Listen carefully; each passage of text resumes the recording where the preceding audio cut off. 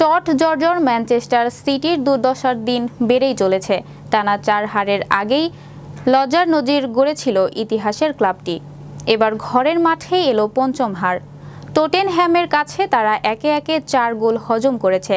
Pep গার্দিওলার দলটি ইতিহাসের সবচেয়ে বড় ব্যবধানে হার দেখল টটেনহ্যামের কাছে।